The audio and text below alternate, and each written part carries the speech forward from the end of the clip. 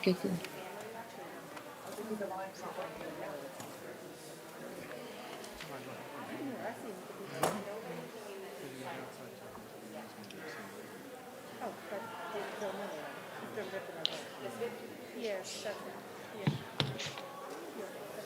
That's nice.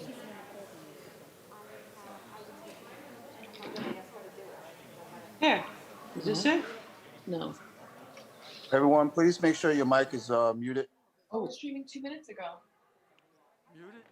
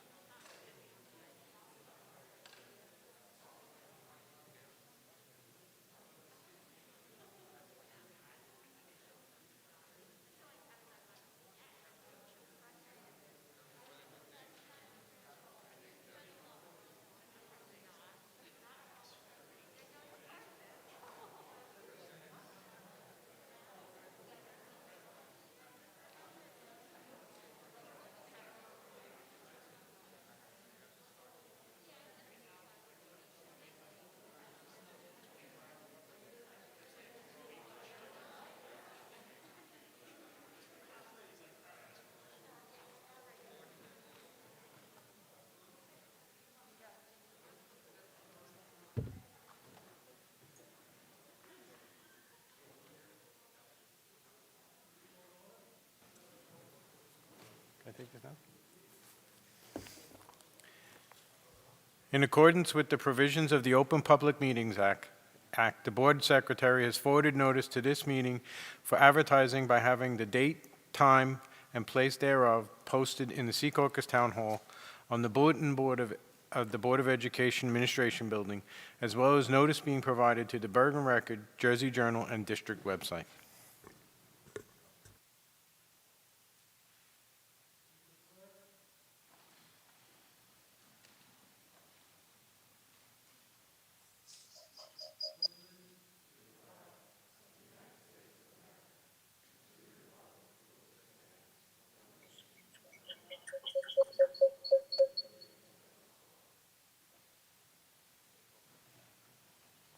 Gina.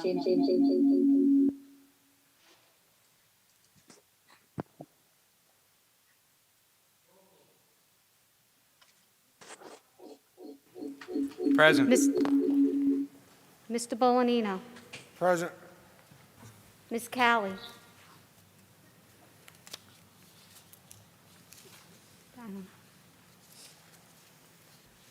Ms. Eccles. Here.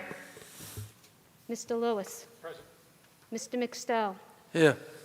Ms. O'Connell. Here. Mr. Patel. Here. Dr. Strobert.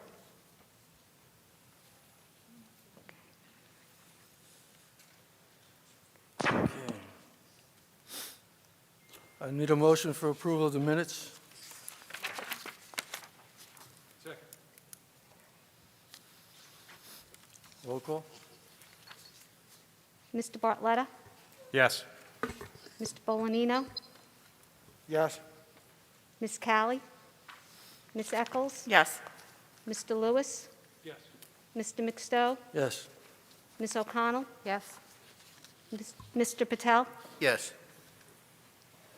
Dr. Strobert. Yes. I couldn't hear you, but I'm here. Okay. Thank you. We had no sound. I had no sound. Thank you, Ms. Callie. Thank you. Do we have a showcase? No showcase, okay. Organization reports?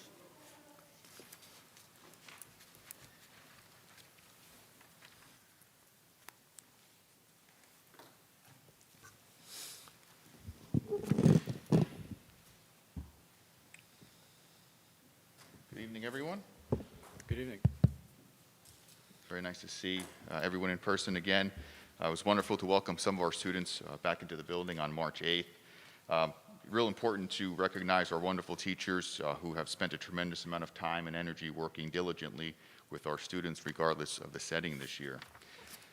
Ironically, I'm going to start where I left off at the last board meeting a year ago. We recognized several of our students who will be graduating with the seal of biliteracy. If you remember, that was the last Secaucus High School showcase. By achieving this, students demonstrate that they're able to speak, read, listen, and write in 2 or more languages at a very high level of proficiency. Upon earning this honor, eligible students will have the insignia placed on their transcript, and they will receive a certificate for the state of New Jersey on the day of graduation. A special thank you to our world language teachers, Mrs. Rodriguez, Mrs. Duca, Mrs.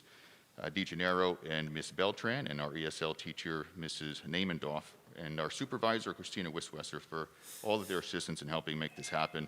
Some of these tests were administered in school. About half of the tests were administered at home, so a lot more preparation went into it this year than in the years past.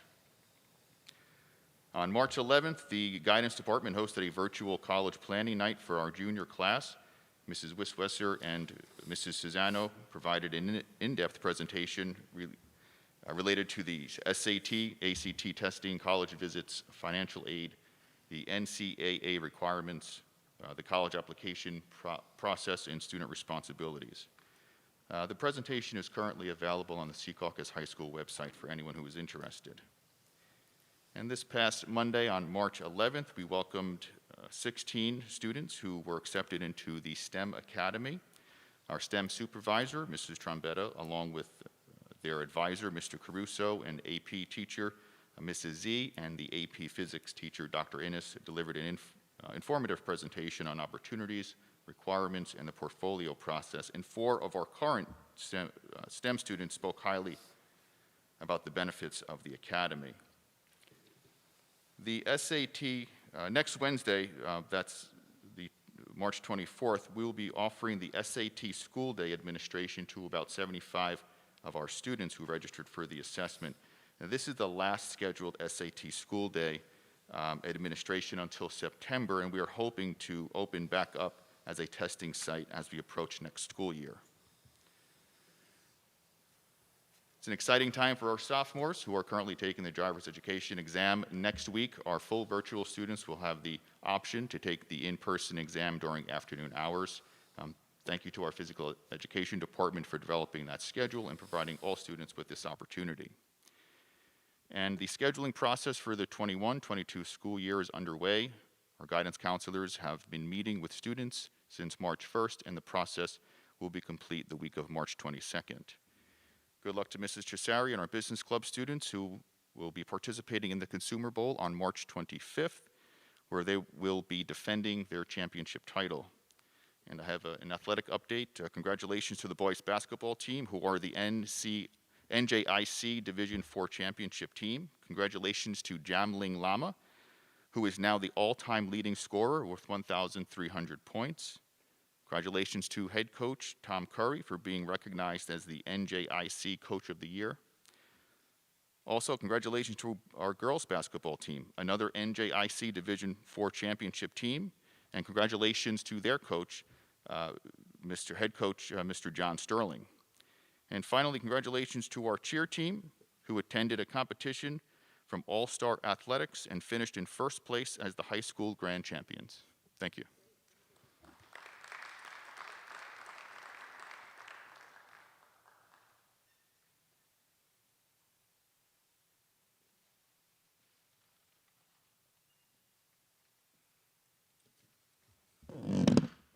Good evening. Christine Candela, principal of Secaucus Middle School. With the help of administrators, teachers, and counselors, we welcomed our students back once again on March 8th. I can't thank Sal Chaffee, all our custodians, and all our staff enough for making this possible. Even though we have been virtual, the middle school students are always there to help. Our National Junior Honor Society students, along with their advisors, Mrs. Kritika Chopra and Mrs. Debbie Damone, participated in a service project with Blankets of Hope, an organization with a mission to inspire a global movement of kindness. Our students were able to raise enough money to donate 24 fleece blankets to the Bergen County Housing, Health, and Human Services Center, a temporary homeless shelter, and permanent placement service facility. These blankets will either be given to guests of the shelter when they return or given out as part of their move-out care packages as they move into their permanent housing. We are so proud of our students for playing a part in supporting the center and its guests in their daily effort toward rebuilding their lives and regaining hope. Our drama students are looking forward to a partnership with the Music Man in Lavallette, New Jersey. The Music Man Singing Ice Cream Shop is a vaudeville-style nightly Broadway cabaret. During quarantine, creative director Aggie Roberts teamed up with former Broadway cast members to offer master classes in singing and acting to schools all over New Jersey. Our students will soon have the opportunity to sign up for this program and produce their own virtual musical number alongside a Broadway actor. We look forward to more and more activities and opportunities for our middle school students as we move closer each day to a sense of normalcy that has been greatly missed by all of us. Thank you and enjoy the rest of your evening.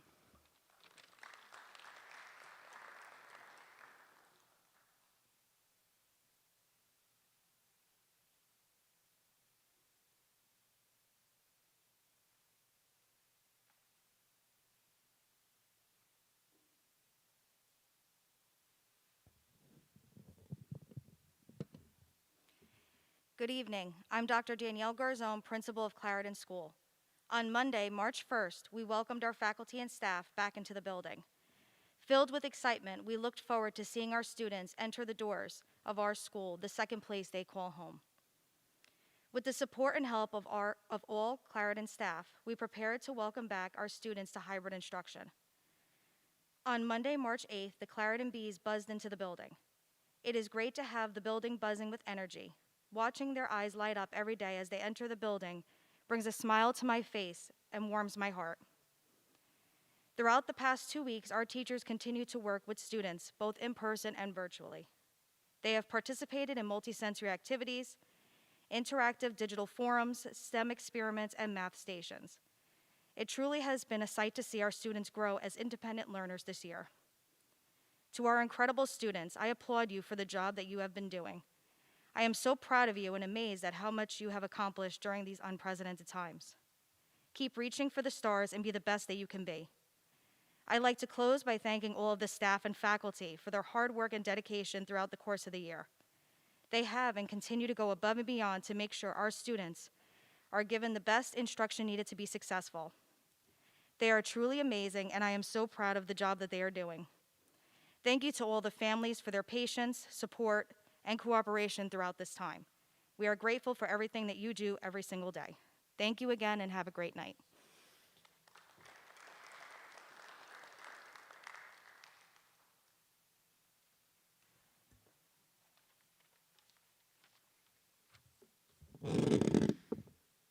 Good evening. Rob Valenti, principal of Ewer Street School and the Millridge School. 14 months have gone by since we last gathered together for a Board of Education meeting. In that time, I've seen students have to get used to a new normal and see parents adjust their lives to accommodate children being at home. Needless to say, it's been life-changing for everybody. Welcoming students back into our schools these past 2 weeks has been like sunshine for my soul. You can see the smile in their eyes as they walk through the hallways. That said, before I end, I would be remiss if I didn't thank the faculty and staff from our schools. I know that I speak on behalf of the other principals when I say how blown away we have been by how each of you have reinvented yourselves.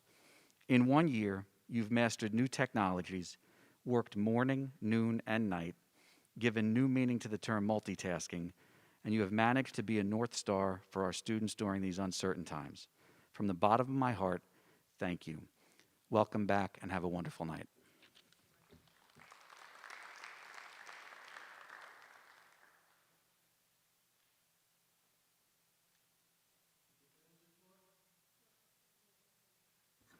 Correspondence? No correspondence.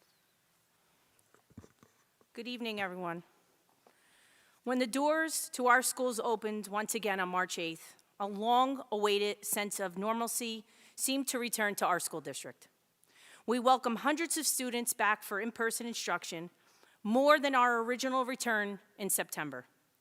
Reopening our buildings required tremendous planning, with the input from many stakeholders, including our Board of Education members, our teachers, custodians, secretaries, teacher assistants, classroom aides, parents, and administrators, which allowed for this safe transition back into the buildings. As we reflect on this last year, we should be very proud that our diligent planning has afforded us the ability to provide quality educational opportunities for our students while keeping them and the entire staff safe. In the past few weeks, I've had several parents and community members reach out to share their concerns and questions regarding our road back plan. I would like to take a few minutes to offer clarity regarding our choices and share what we have done as a district to provide the options listed in our survey.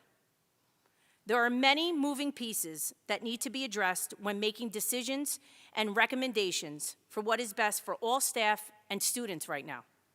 We would all love to see all of our children return 5 days a week, full-time. However, we must remain realistic and put everyone's health and safety first. It is crucial to acknowledge the unique limitations we have within each of our buildings that affect the decisions that we make as a whole for the district. As you know, our students were put in cohorts in order for every student to have the opportunity to attend in person if they chose. Most of our classes only allow for a maximum of 12 students at a time in order to follow the CDC guidelines. I understand that there are a number of classes that currently have smaller numbers, but we have several classes at various levels that exceed the number if we combine cohorts. If we made this choice, we would be in violation of our plan and the CDC guidelines, which is unsafe and puts many in danger. In order to be equitable, we need to provide students with similar opportunities, which does not allow us to provide this schedule change for some classes and grades, but not for others.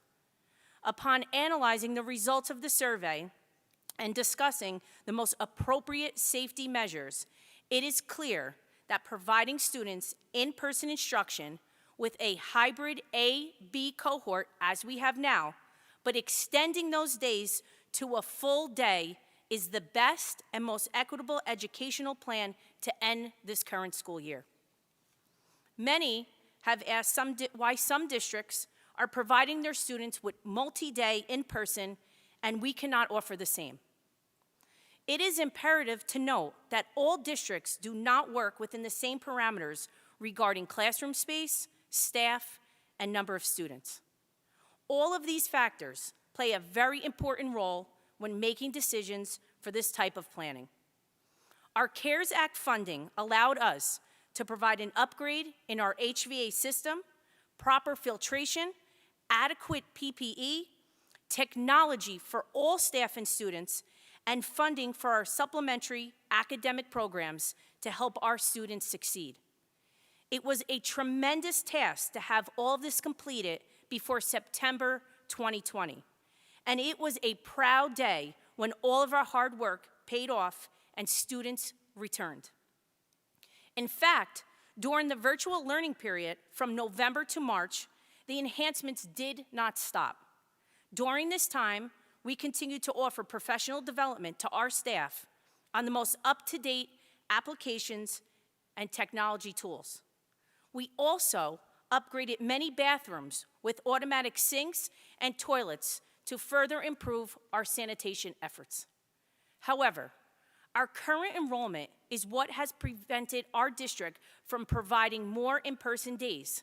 And this is not a new problem nor a result of the pandemic.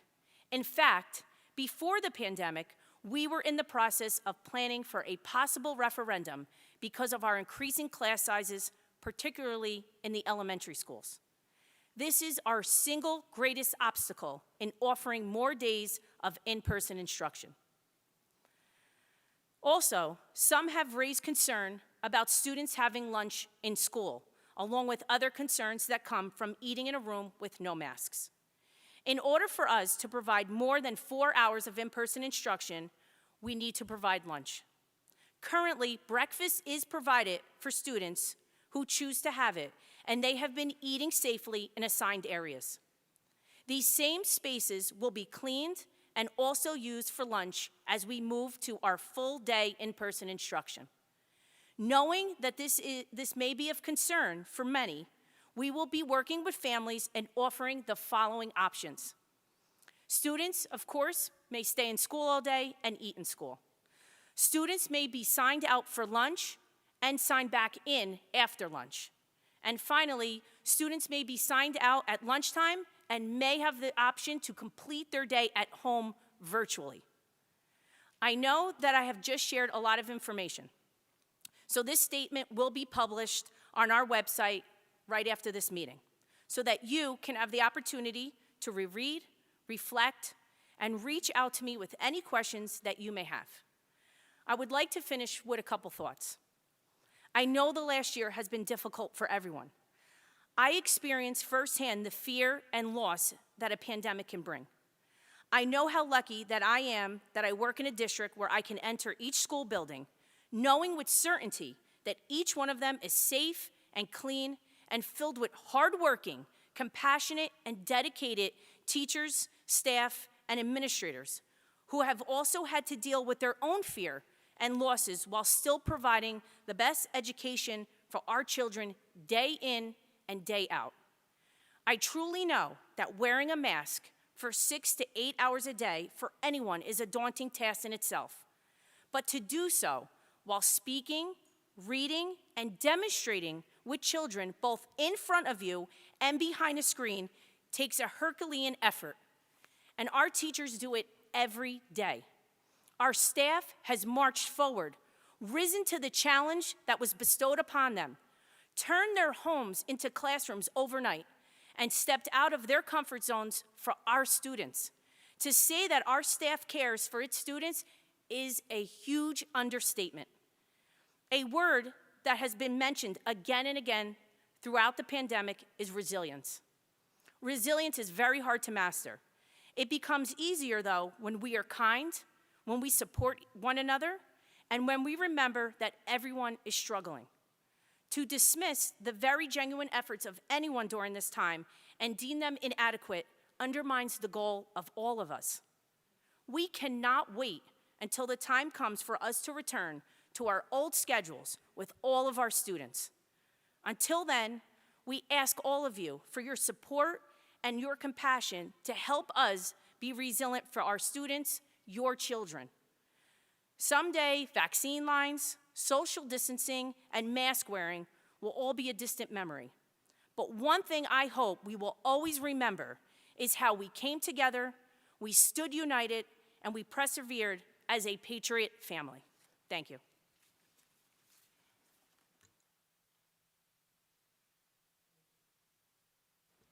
This evening, for our HIB, there were 3 HIB investigations this month, and we have 1 confirmed HIB and 2 that were not confirmed.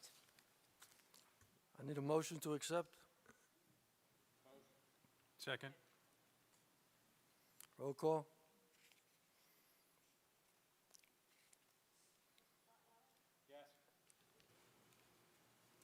Mr. Bolanino? Yes. Ms. Callie? Yes. Ms. Eccles? Yes. Mr. Lewis? Yes. Mr. McStowe? Yes. Ms. O'Connell? Yes. Mr. Patel? Yes. Dr. Strobert?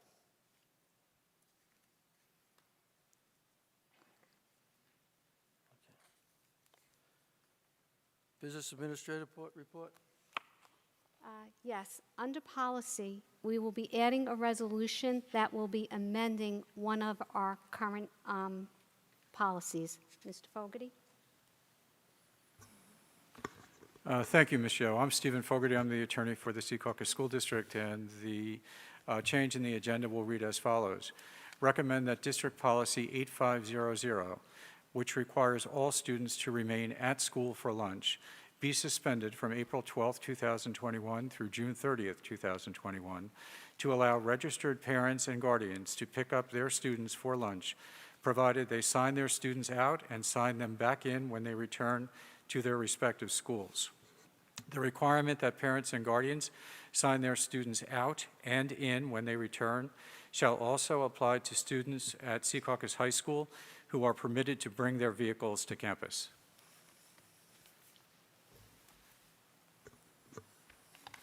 That will be on the agenda for board action this evening. Thank you. Do you have any items for the public agenda? Nobody to speak?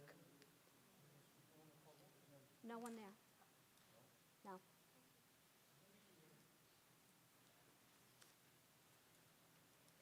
Ms. Reiser? I'm noticing we have chats.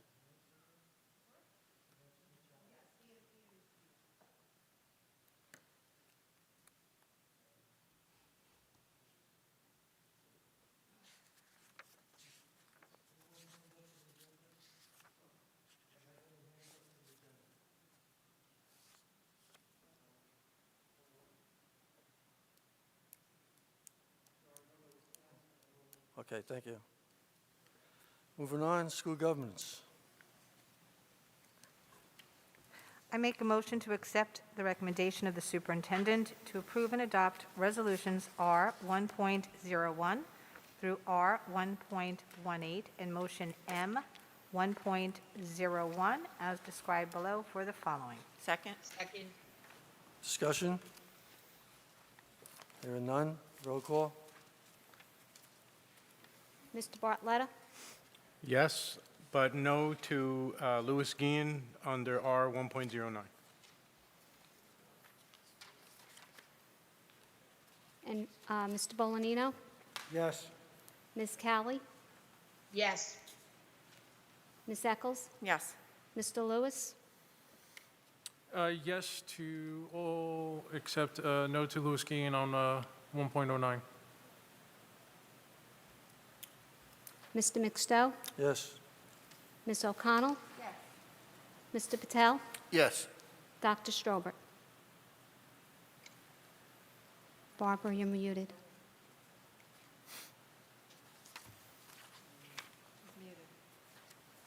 Okay, move on. I see you Policy? saying.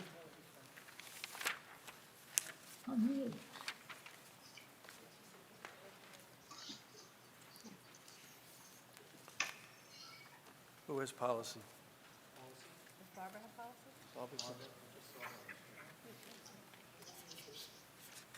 Someone want to read policy? I make a recommendation to accept I make a motion to accept the recommendation of the superintendent to approve and adopt resolutions 2.01 through 2.202 as described below. Second? Discussion? This also does include the amendment to the policy that Mr. Fogarty just spoke about. Roll call. Mr. Bartletta? Yes. Mr. Bolognino? Yes. Ms. Callie? Yes. Ms. Eccles? Yes. Mr. Lewis? Yes. Mr. McStowe? Yes. Ms. O'Connell? Yes. Mr. Patel? Yes. Dr. Strobert? Yes. Shared service, none. Legislation, none. Education committee, Not at this time. athletics, nothing. School technology, operations, I'd like to make a motion to recommend to the Business Administrator Board Secretary to approve and adopt resolutions AR 8.01 through R 8.12 as described below. Second. discussion. Hearing none, roll call. Mr. Bartletta? Yes. Mr. Bolognino? Yes. Ms. Callie? Yes. Ms. Eccles? Yes. Mr. Lewis? Yes. Mr. McStowe? Yes. Ms. O'Connell? Yes. Mr. Patel? Yes. Dr. Strobert? Yes. Safety, building, ground, none. Technology, none. Public forum, Good evening again. This is the public forum, general public forum. This meeting is open to the public for the purpose of addressing any subject matter that is pertinent to and/or directly related to the operation of the Secaucus Public School District. Residents wishing to speak on such items must sign the register provided for this purpose and are required to state their names, addresses, and subject matter. Comments are limited to 5 minutes per person. The board may or may not respond to issues raised by members of the public at the time they are raised, but will provide a response if and when appropriate. The board asks that members of the public be courteous and mindful of the rights of other individuals when speaking. Please note that the board will not respond to comments regarding students or board employees in light of the privacy rights held by those individuals. Moreover, the board discourages comments about such individuals and will not be responsible for those comments. Members of the public who choose to speak during the public session should carefully consider their comments, since they could be held personally liable for any statements they make. Finally, please note that in accordance with District Policy Number 1100, the board will not officially comment or respond to any matter mentioned unless it can confirm that the matter has first been brought to the attention of the appropriate school personnel in an attempt to resolve the issue. Your cooperation is appreciated. Thank you. All right, I apologize in advance if I mispronounce her name.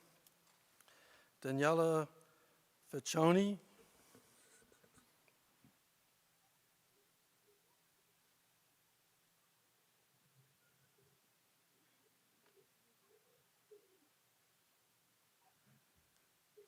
I'm going to remove my mask. I can't speak with this. Good evening. My name is Danielle Vecchione of 1135 Farm Road. I have 3 children enrolled in district, 2 of which have an IEP. I am certain the decisions that have been made by the board and administration have not been easy ones. I would like to thank you for your efforts in making hybrid learning possible for our district. I would also like to commend all teachers who have been working tirelessly for a year in an unimaginable situation. Thank you, teachers. I truly appreciate all of you. I am here to speak on behalf of all parents who are tired of the guessing game. There are many parents like me who wish to return to a full day, 5 days per week. There are many parents who are afraid to speak up as they fear their child will be negatively affected now or down the road if they speak up.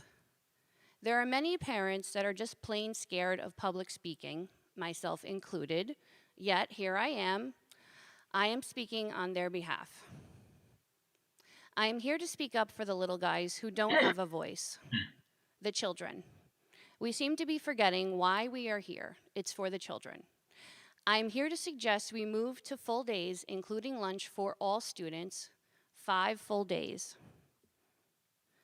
5 full days. When I say 5 full days, I'm not suggesting that we take away the option of distance learning for those who want it. I believe there are some parents who are not comfortable sending kids back to school just yet, and I respect that. But we need the option. Some of our kids are struggling and simply cannot thrive without being in the classroom. In past meetings, we were informed the option of a full day with lunch is not on the table. I am guessing that it may be due to the lack of proper staffing. I have a solution. As a fully vaccinated resident, I would like to offer my time as an unpaid volunteer to cover lunch. I am willing to enlist the help of other parents and guardians who have spare time to help. I'm fairly confident there are many parents, grandparents, or other vaccinated residents who would love the opportunity to spend time with our children. As the saying goes, it takes a village. So now is the time to call on our fellow villagers. Now is the time to move forward. We need to think outside the box in order to get all students back into the classroom 5 full days. Thank you.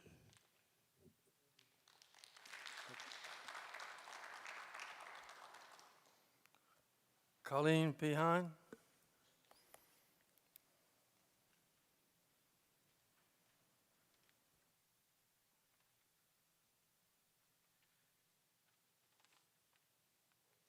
Good evening. My name is Colleen Behan. I live at 1082 Farm Road, and I am the parent of a Secaucus Middle School student. I would like to thank our administrators, board members, and teachers for everything they have done to navigate us through this past year. I know that many of our educational professionals, parents, and other members of the community have made a tremendous effort to identify and attempt to meet the needs of all involved. I'd also like to thank the superintendent for all the information that was just provided about where we are today. But having said that, at this point in the pandemic, with all the data available to us on transmission among children, on the pitfalls of virtual learning, with successful models of schools that are open, and with vaccines now available, it is still not clear to me why we are not offering more in-person instruction to the students who really need it. I too am asking the district to move to 5 full days as soon as possible. In lieu of that, an explanation of why we are not there and what it would take to get there would be greatly appreciated. We all understand that this is a shifting landscape and that little can be guaranteed right now. But I do believe the district could go further in communicating with parents, which would help everyone, both inside and outside the building, plan accordingly. Many thanks to my fellow parents and friends, and to the CPAC parents in particular, for sharing your stories and highlighting what some of us absolutely need right now. Thank you very much for your time.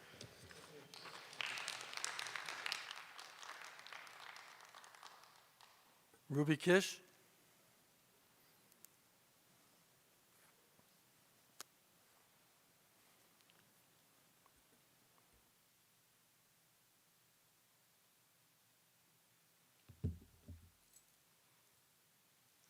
Good evening. My name is Ruby Kish. I live at 41 Creekside Court.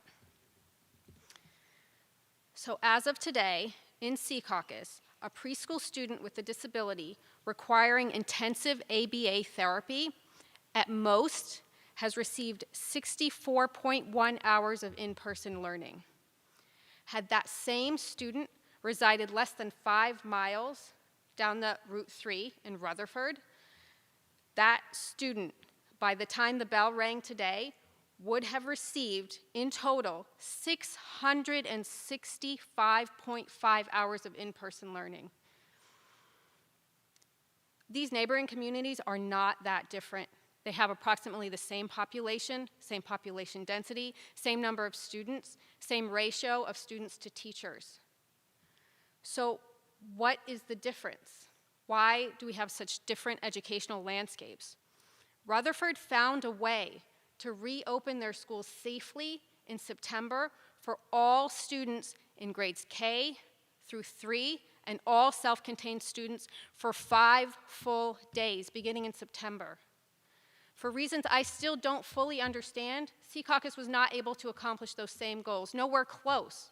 The best that we could do for our children was to provide a hybrid half-day schedule for 2 months in the fall and again beginning on March 8th.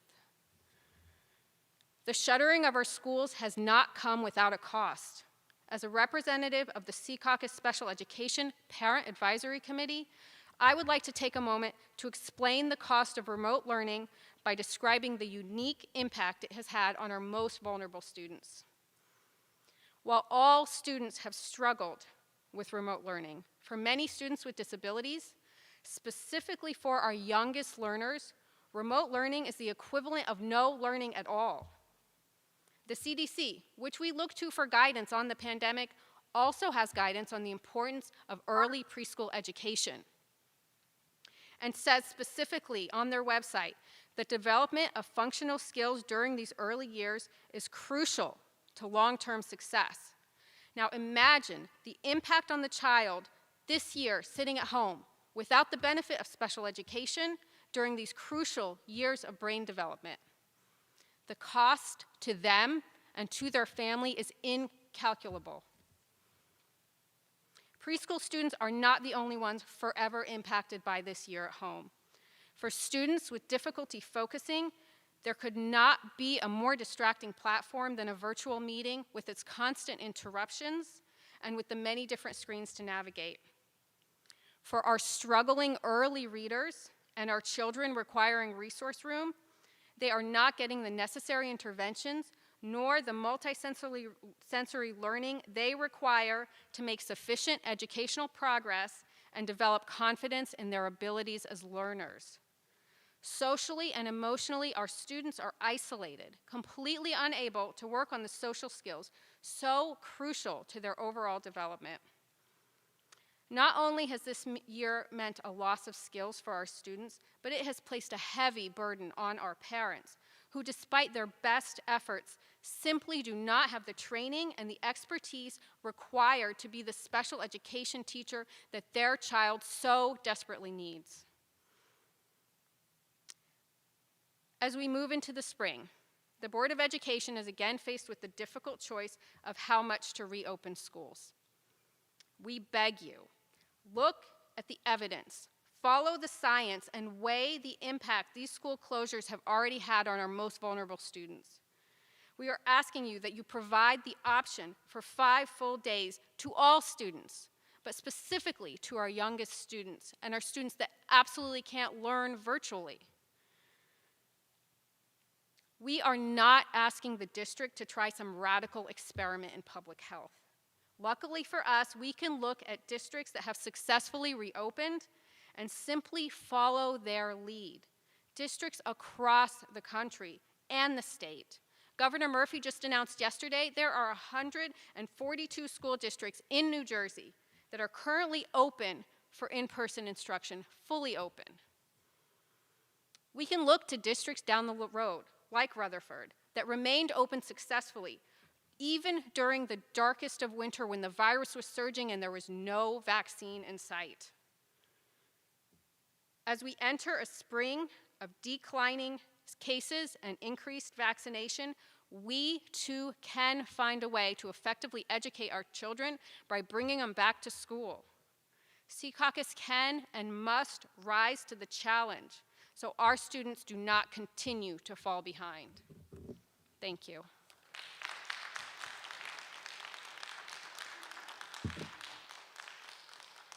Also, the CPAC and I have gathered all of the evidence from the many, many research studies that have been done on the safety of schools, including new evidence that suggests that 3 feet is sufficient for social distancing, so I'd like to share that with the board.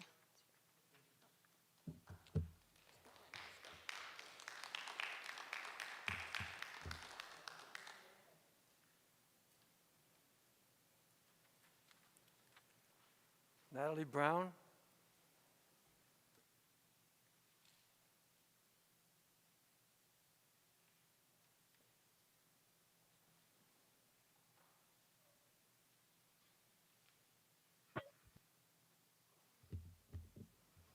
Good evening. My children are Xavier and Alexander Brown. We, along with my husband, reside at 1078 Farm Road. And I speak my children's names so you don't forget them. I have this statement written, but before I left home, I navigated the challenges of my child struggling, virtually learning. So I share that with my emotion. Before starting my questions, I would like to thank the Huber Street faculty and staff for their commitment. I would be remiss if I didn't publicly thank Shelby Hanrahan for being an exemplary educator. She has given 110% in the interest of my child. My questions aren't centered around in-person versus hybrid, because I know these people back here have it covered. My questions and comments are centered around communication and transparency. It is not a criticism, but I need you to be aware of the impact that you have on so many people. On multiple occasions, I have asked for results from surveys to be published publicly so that parents like myself can make an informed decision about the safe return as well as the educational options that are available to my children. To date, I still have not seen that information. In the lines of surveys, to date, there has not been a comprehensive assessment tool or data collection activity that gathers the needs and interests of the parents of Sea Caucus. And I'm not talking about a survey that has 2 questions, something that gets the data and understand what our experiences are to help you make informed decisions. That means a comprehensive survey, focus groups, town hall meetings, etc. And I just want to understand why that can't happen. In the road back plan, specifically on page 28, there's a section that's entitled Social Emotional Learning and School, Climate, and Culture. And it really talks about rebuilding relationships. And this is not an easy task, but what I'm asking is, in the interest of rebuilding a very damaged relationship and not continuing in this us against them, I implore you to evaluate your communication plans and efforts moving forward. I ask you to be more transparent, understanding that things will change. I sit in a very similar space as you, serving as a university administrator and understanding that you can have a plan set and ready to go, and in the last 14 months, it just crumbles. But that doesn't change the fact that people need answers, and we're following your lead. And a lot of that comes from communication. Following this incident, if we ever see an end, I implore you to move forward in a way that does not present as ominous or sketchy, but in a way that we believe that what you are doing really takes all of our interest into consideration. I implore you at the end of this that an independent facilitator works with the board to evaluate the communication plan so that if we do have any sort of incident, that whether it's you or the next board understands what this community needs. We shouldn't be in a situation where parents or community members feel as though that you are disconnected from us. In closing, I understand that this is not easy because, again, I stand in the same space as you. But at the end of the day, we all have jobs to do. As Xavier and Alexander's mother, I don't get to retire. I don't get to get a new position when this is over. So while I might present as emotional, overbearing, or annoying, I am completely fine with that because I have one job to do, and that is to be their mother and their advocate, and I refuse to fail. Thank you, Ms. Brown. Thank you.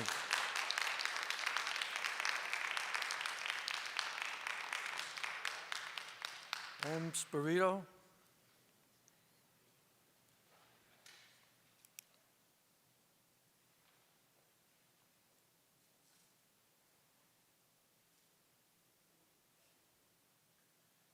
Good evening. Michael Spirito, 704th Street. My daughter attends Clarendon School. I too am here to advocate for 5 days a week, as I'm an educator in a school district that has successfully had kids back in school, grammar school, 5 days a week. Middle school, we're back now 5 days a week. We're educating students 25 hours a week, where here we're at 8 hours. To me, that's unacceptable. So with that said, our other parents have spoke to that point and came up with some really, really good stuff.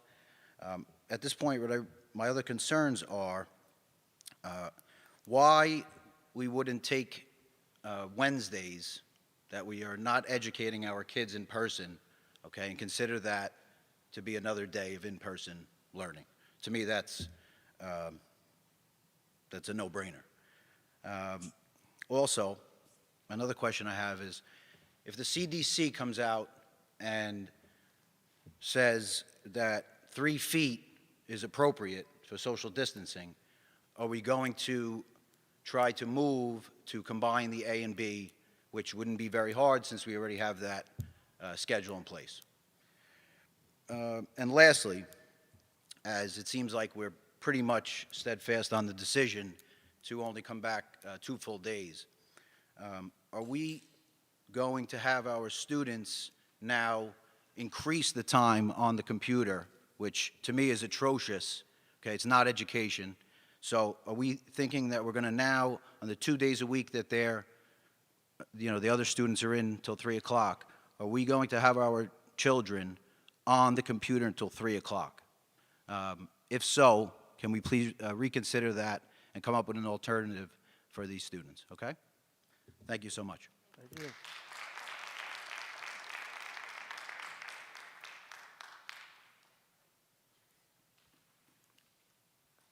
Ruben Alasan?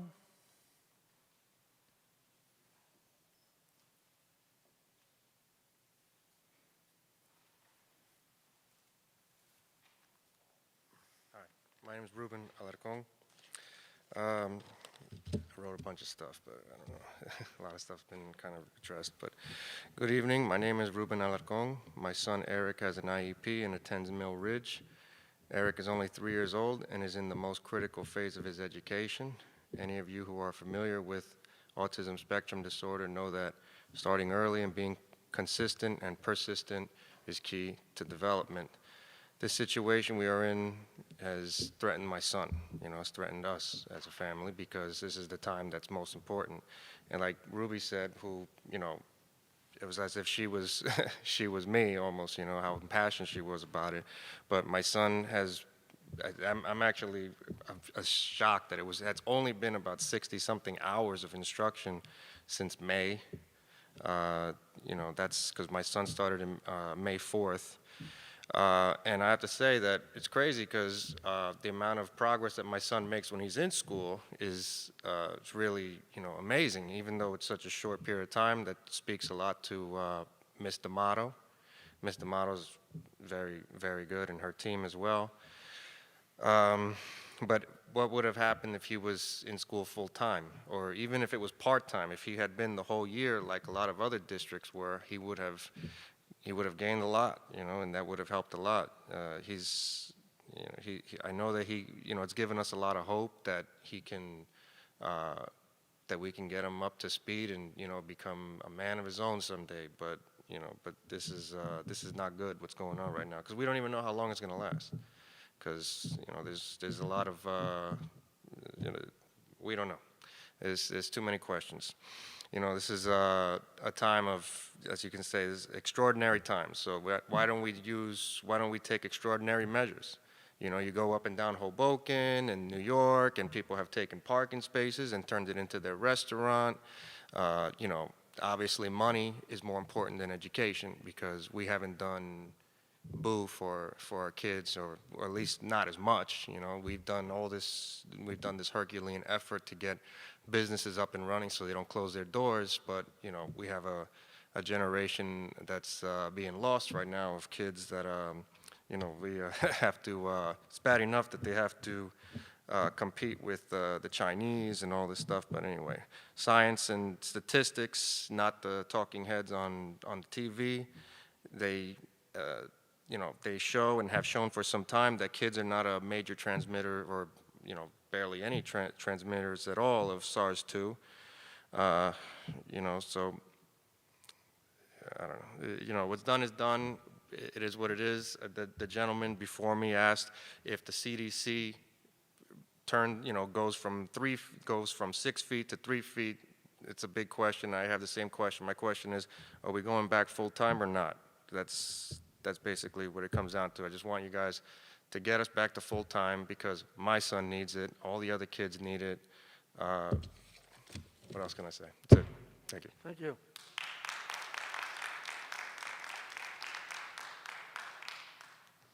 Rosalita Marone?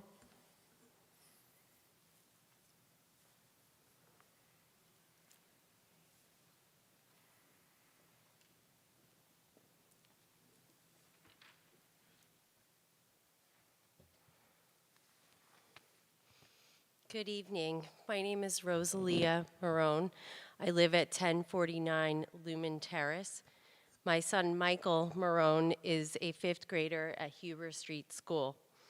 Michael has ADHD and an IEP, which is supposed to provide him services and extra support from the district. My son has been struggling for a whole year, from March 2020 to March 2021.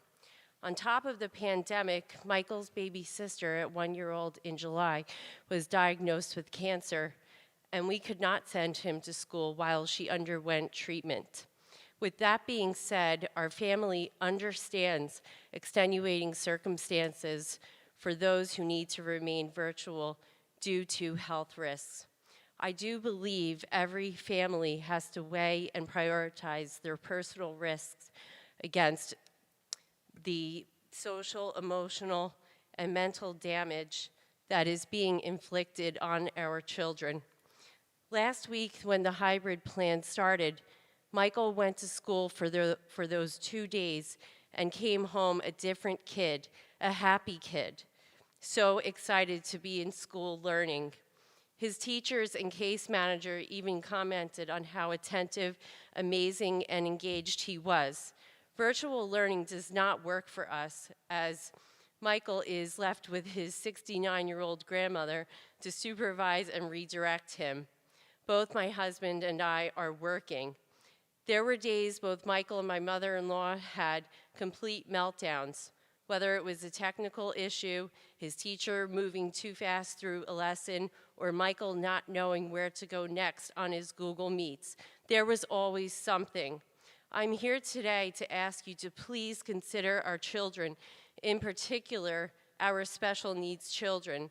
I'm asking you to please collaborate as a team and provide a solution for reopening the schools for 5 days. If you can't give us 5 full days, please consider 5 half days, combining the cohorts with the virtual option for those who need it.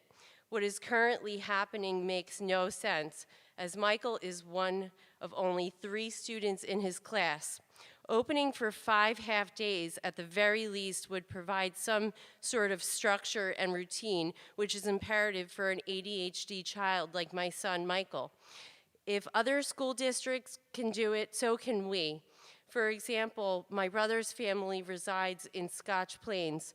Their district has been open with a hybrid or virtual option since December, and now they're open for 5 half days for in-person learning, with the option for virtual. They have 5,649 students in their district, which is more than double the amount we have. If they can do it, so can we. Michael needed this school year to blossom and flourish. If it wasn't for his private tutor, Michael would be completely lost. If we continue on this path, he, along with many other special needs students, will be on the verge of a mental and emotional breakdown, if not already. Thank you for your time and consideration. Thank you.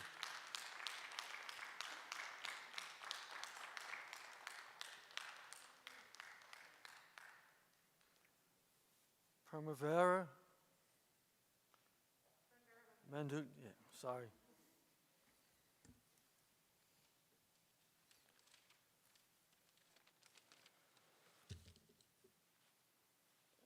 Good evening, everybody. Primavera Mahmoudi, currently residing at 167 Center Ave. Prior to that, 47 Lumen Terrace until I graduated high school in '97 from the beautiful Secaucus School District. So, good evening, everyone. I am a 34-year resident of Secaucus, proud graduate of our school district. I have a son with an IEP, Bilal Mahmoudi, Clarendon School, Miss Naz's class. He's in kindergarten. So, this year has been difficult, to say the least. I know that nothing has been easy for both sides, regardless if you are an educator, administrator, the staff, the faculty, parents, and their respective families, and the children. I completely know that it's not easy for anyone, and there is no one fixed solution.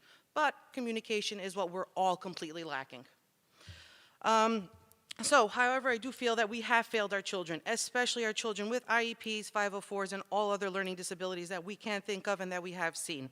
We could have and should have done better by reaching out to other school districts and collecting data, which I do agree when the superintendent said when we saw her at our last CPAC meeting is gathering data and utilizing those tools. Isn't that kind of what it is when you go to school, right? We've all graduated high school or some form of degree. What do? Gather data and utilize that. I think we failed in that aspect tremendously as a community, not blaming just the board or anyone else, including parents as well. Gathering data from the beginning and sharing it with each other through communication is what can get us to where we need to go. So I also agree with Ms. Montesano when she said that it does take a village to raise a child. I agree with that 1,000%, because it does. I have 3 other daughters who do not have any special needs. One is actually graduating college, one's in middle school, one's in 2nd grade. The virtual learning is working great for them. My son, complete mess. Hot mess is the only terminology I can use that amply fits it. It's a complete waste of time. He sits, stares at the screen, laughs, runs away. I'm not going to forcefully hold him screaming at a screen when he's not understanding what he needs. He also has speech delay as one of his issues. So, you know, when he can't actually physically see somebody, it makes a huge impact on him. So another thing that I did hear that I wasn't a big fan of was that the current working atmosphere for our Board of Education and everyone in it was like Jenga. Frankly, this analogy left me very fearful for our children. The Secaucus School District is not a teetering tower that will fall if one piece is not in place. We're a well-oiled machine that needs to switch gears when something doesn't work. We have to do better, we will do better, because there is no option of failure. For us as parents, for you as administrators, in any shape or form. Our kids have lost a tremendous amount of education when it comes to social, actual learning education, and the residual effects will be for years and years to come. We don't see it now, and you know, unfortunately, we will see it once our kids, like my son, for example, in kindergarten, goes into middle school. I'm going to see the residual effects, and they are going to be lasting. Even for kids that aren't special needs, even for the gen ed kids, same thing. We're going to see residual effects. Another thing that I would like to suggest is whenever there has been some type of a traumatic thing to happen that has affected schools, I don't like to bring up school shootings or anything of that nature, but we do address the students. We talk to them. How are you feeling? Why are you feeling this way? What can we do to make school a comfort place for you? I think that needs to be addressed as well, which I haven't heard it. That is something that hopefully when we do go back 5 full days, because that's my goal too, 5 full days for our kids, that they do address this socially with the kids and emotionally, because they're going to need a hell of a lot of support. I don't mean to say HAL, but they need to have support. They need to have support on an emotional level, because again, it does take a village, and that emotional support can't just be from home. You guys spend more time with our kids than we do prior to the pandemic. Now it's completely reversed, but they're going to need that emotional support, so there should be some type of game plan or some type of, you know, planning, whether it be with their guidance counselors or if you bring in outside people to speak with them who have the skills for this.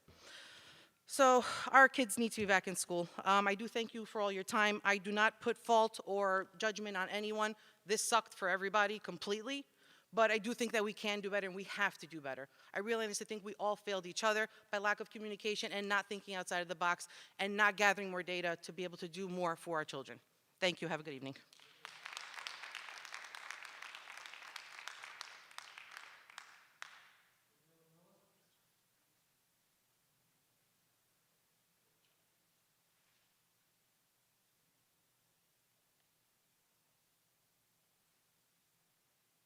Good evening, everybody. I just want to say I didn't really have a formal speech prepared, but just considering what you said, Ms. Montesano, I'm a little disheartened that it's already decided that the kids will only be going in 2 full days a week. So just to clarify, we know that our recommendation will be for full day, but the details of that, including IEP and students with needs, those students who have larger gaps than we would have liked to anticipate it or wanted, we're still working that out. So nothing is in stone. We will be going to that 2 full day, but we're looking to bring our students with IEPs and with needs, as I said, and who are at risk, more time than that. So I do want to share that with you. Okay. Thank you. I appreciate that. That's great. I mean, my son doesn't have an IEP. He doesn't have special needs, but I just think as a parent that I'm here advocating maybe for 5 half days a week, 4 half days, even if you're going to combine the cohorts. My son he's in 3rd grade at Huber Street. His teacher is wonderful. Cannot say better things about Mrs. Vieira. However, emotionally, socially, he's doing travel basketball. I don't know how we can have the kids do sports, but the kids cannot be in the classroom. To me, it just doesn't. I know even the town, there's wrestling available. I don't understand how that's even an option. Just as a parent, you know, he's been in karate too, personally in Rutherford, since October. He wears a mask. He's been in there since October, in person, twice a week. Never been an issue. The dojo has never been shut down once. It is possible. And just as a parent, I'm here advocating to the school board. Just think about the children. Just think about, their needs. As a parent, I'm home. I'm work from home. I work in New York City, so I don't know when I'm going back. And it's not even about my schedule. I just, every week, once school started on March 8th, do you know what he said to me? He's on the B schedule. On Monday, he said, I really wish I could go back into school today. He woke up in the morning saying that. He wakes up on Thursdays and Fridays, and he can't get out the door fast enough to get into school. And I think you guys really need to acknowledge that, understand that, look at the science behind it. I don't think the kids are the spreaders. And I think if the teachers get vaccinated, I think Governor Murphy is saying the schools should reopen. I'm not even looking for full-time. There's 2 months left to the school year. I'm not looking to move a mountain. I'm just concerned as a parent that come September, that's not going to happen. And I really think that it does, because we're a year in and we need to adapt. Whether it be, I'm hoping we can put plexiglass on the desks. I don't know what the holdup is with that, because I know that the state maybe has given funding, but we need to adapt. And, all together, I think if we can all get on the same page that, we can make this happen for the children. That's really the biggest concern. Thank you. Thank you guys for everything that you do.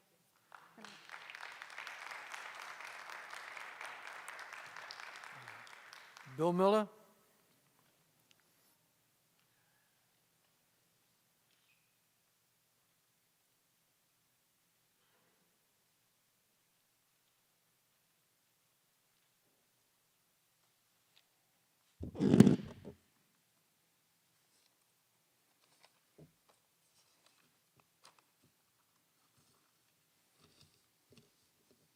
Good evening. I just want to start out by thanking all the teachers at Huber Street. They've done an exceptional job with my kids, and I couldn't be more proud. I want to thank Mr. Valenti as well. He's done a great job in listening to me and taking me off the ledge. Appreciate that. Okay, so a McKinsey analysis concluded that if remote learning continues into 2021, students will suffer an average of 7 months learning loss. In essence, they'll be 7 months behind in certain concepts and skills, while low-income students will lose more than a year. A report out of the Brookings Institute in the spring projected that an extended break from in-person school could cause a COVID slide in which 3rd to 8th grade students could lose a substantial portion of their progress they would have been expected to make in math and reading. The American Academy of Pediatrics says 3 feet when masked is just as effective as 6 feet. The World Health Organization recommends 3 feet. The CDC is expected to change theirs from 6 feet to 3 feet. Teachers teaching in New Jersey school districts that are open are getting COVID 15% less than those teaching in all remote districts. In-person learning in schools has not been associated with substantial community transmission. Evidence suggests that staff to staff is more common than staff to students, students to staff, and students to students. Pediatric mental health visits to the ER increased by 24% in kids aged 5 to 11 and 31% in kids aged 12 to 17 in 2020.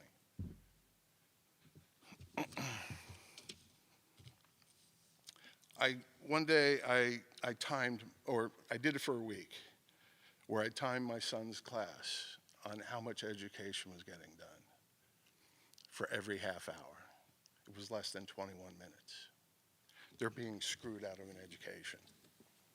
And honestly, I can't get anyone to care. And it's very frustrating.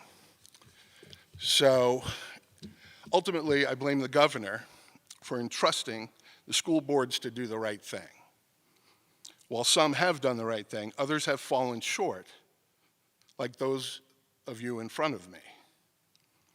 You say you care about the kids' education, but your actions don't reflect that. You clearly favored the teachers' union throughout this whole process. You need to remember that the school board is an elected position. The fact that most of you don't even have kids going to the schools in our school districts is shameful, mostly on our part we keep voting for you. Hopefully, with 3 open seats next election, the people of Secaucus will fix this issue. You got to stop getting your information from the school board. Start listening to the science. Stop getting your information from the teachers' union and start listening to the science. I'm frustrated. I don't understand. I feel like you're getting your information from the back of a cereal box. It's ridiculous and so frustrating. I beg you to start listening to the science. I'm just tired of the excuses. And honestly, I've just never been more disgusted with a group of people in my life than I am with the people that are in charge of getting our kids back into school. It's very frustrating. You should be ashamed of yourselves. The parents of Secaucus deserve better, and they deserve it now. Open the schools 5 days a week.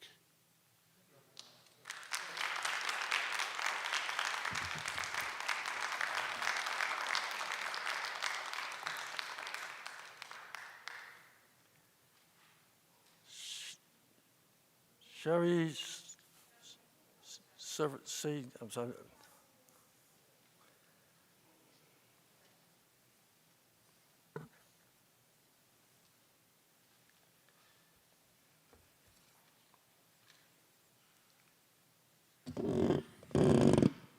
Sure. Good evening. This is my first school board meeting ever, so I was definitely unaware of the format. So I'm glad I got to hear everybody go first and now have a chance to just share a couple comments. So I wasn't aware or sure of the format being question answer or how it works. So I had a few questions. I'm just going to try to pose my questions into more of a comment, kind of like everyone else did. But I'm Sherry. I have 2 children at Clarendon, kindergarten and 2nd grade, who both absolutely love learning and love school. And right now, Thursdays and Fridays, their cohort B kids, are their favorite days of the week. I can't even tell you, as so many other parents have already mentioned, how different their children are on the days they get to go to school. I can't even tell you how that feels as a parent to see them light up when they wake up and, as someone mentioned already, they can't get out of the door fast enough. Even though they love learning, they are different kids on Thursdays and Fridays. So as you might guess, I am here advocating for a return to 5 full days. Even if that means returning, as an option to half days, because I get it.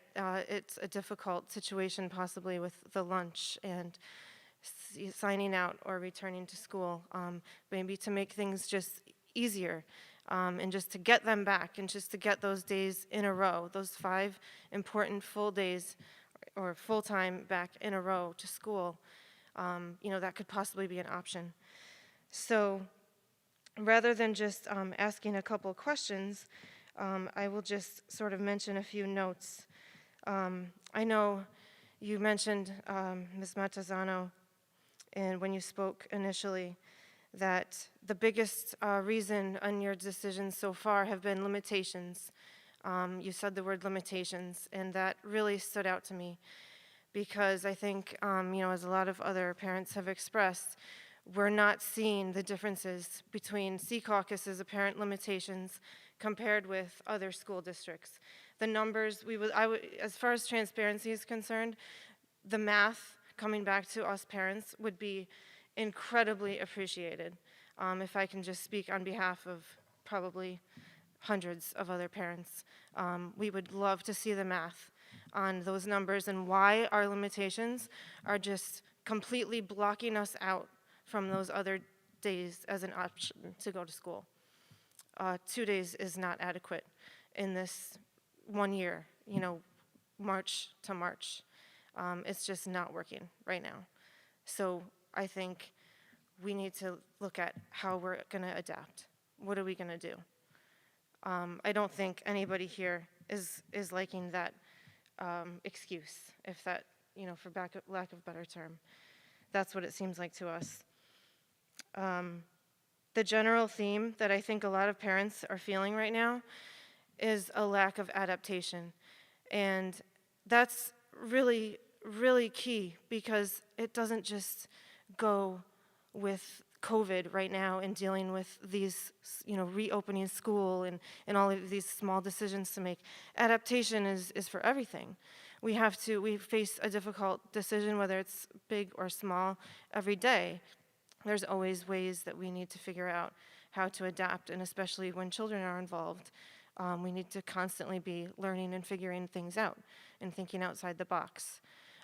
So just to give some constructive criticism, or just some general comments that I hear, and I don't feel just for myself, but I hear from so many other parents, is we're feeling just a lack of willingness to adapt.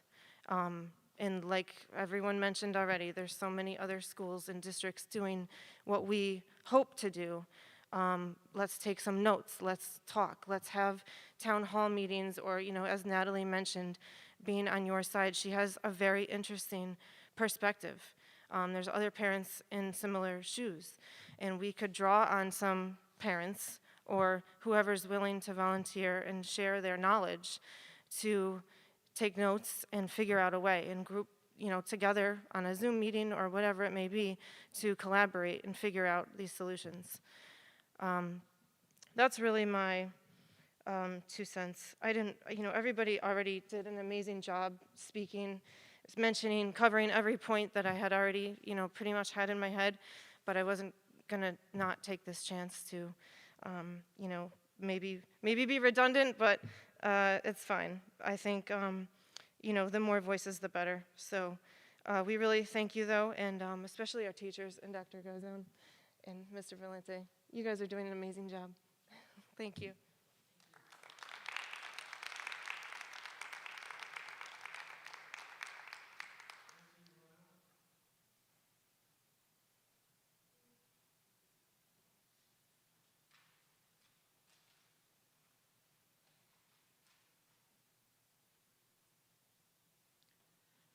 Hi. I haven't prepared anything. I have 2 sons. I live at 836 Roosevelt, and I have 2 sons. I have one son who's 21 that Mr. Vigiani's been teaching since he's 3, and he's graduating from a private autistic school this year in June. They are there 5 days a week. They shortened the day by 1 hour in the afternoon. That's it. I have another one who's on a 504 in the 9th grade, and I mean to tell you, in the 7 months that we've been doing this virtual learning, he's learned next to nothing. He's failing 4 of his subjects. This is not a stupid kid. He's getting an A- and a B+ in the other 2 classes he's doing well in. He's wrestling, varsity in the 9th grade, and basically a good kid. I'm scared to death, because let's say he's taking Algebra 1 this year. High school particularly is progressive. So he's taking Algebra 1, which is a class he's doing well in, but next year when he goes to Algebra 2, if he didn't learn anything in Algebra 1, what do you think is going to happen when he has to take Algebra 2? He's not going to have the background information that he needs, and this is going to follow through to all of the rest of his classes. So I'm working from home, so I'm able to be on him like white on rice all day, but what's going to happen next year when they go back, if they go back, and I have to go back to work? I'm not going to be there to do that. And one thing that I haven't heard mentioned is, since I have an older child, this has damaged my personal relationship with him. Because when he used to go to school, we could have conversations. How was school? What did you do? And he wasn't failing back then. he was okay in middle school.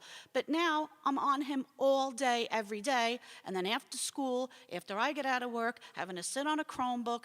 Was this done? Is this done? Is this done? Is this done? And I've become the biggest nag on the planet. So he doesn't want to talk to me about personal issues as much, because he's just sick of hearing my voice all day.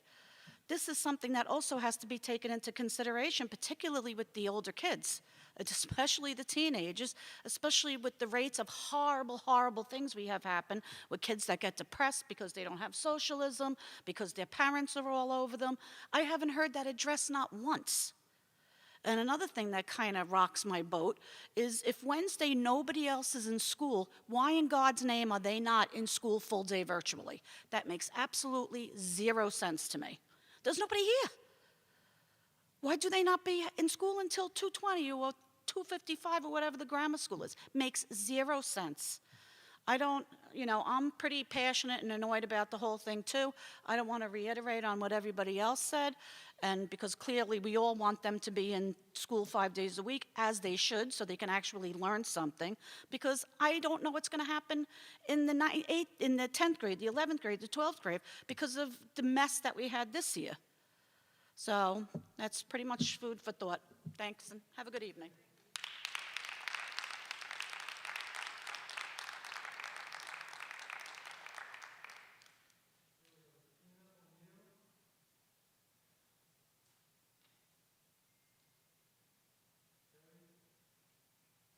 Jerry Avatina O'Neill. Yes. Hello. Hi. Yeah, thank you for calling on me and allowing me to speak. Just want to say we're grateful to all the teachers, school staff, and Board of Ed members who are making it possible for the children to go back to school safely. My name is Tina O'Neill, and I live at 1625 Patterson Plank Road. We have 2 children at Huber, first grade and kindergarten. I, as all of the parents before me, am advocating for our kids to return 5 full days in person a week. The parents before me, they spoke so well. They covered a lot of the points that I wanted to go through tonight, but I wanted to save a few points that I feel haven't been addressed yet, and just to speak to that and see what the Board of Ed has to say for it. First of all, we do need to adapt, as other parents have said, not just for ourselves, but for our children. This pandemic is going to be around for a while, even though people are getting vaccinated and rates are starting to come down. We need to adapt. It's constantly changing. The CDC and the World Health Organization are constantly changing their guidelines because things are changing. So we need to adapt for them. First and foremost, the teachers and all staff need to get vaccinated. I understand that there were plans to get them vaccinated for when they return to school earlier this month. I'd like the board to, confirm, has this process started, and when can we expect everyone to get vaccinated? That's the teachers and all staff. It's very important that it's prioritized. I understand that the mayor had announced that they were going to do it some weekend. If we can get that done as quickly as possible, we should be able to do it. Also, I'm not sure of the guidelines for when a teacher or a student in the in-person classes have tested positive. I ask that if they do, because I have seen in the, earlier in the fall that when there were positive cases, they have shut down the school for a number of days or a couple of weeks. Everyone is required to wear a mask. So students, teachers, and staff. I feel that it only should be required virtual for those students or staff in that classroom that have had close or sustained contact with the infected student or person for more than 20 minutes. I don't feel there is a need to shut down the entire school. People are going to get sick even after they get vaccinated. We need to not disrupt the school system as much as possible.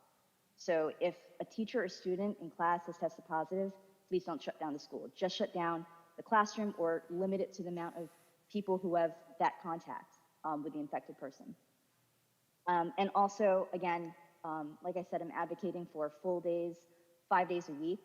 I really want to understand or just get confirmation from the board if the CDC are looking to change their guidance for in-person learning to have it change to 3 feet of distancing, we need to listen to that and think about how we can make more students get into the classroom.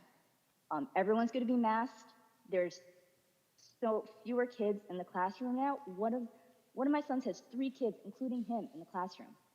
If we can combine them in one class, that would be better for everyone. Maybe the teachers have one cohort with the in-person for Monday and Tuesday, and the other ones do virtual. It can be done.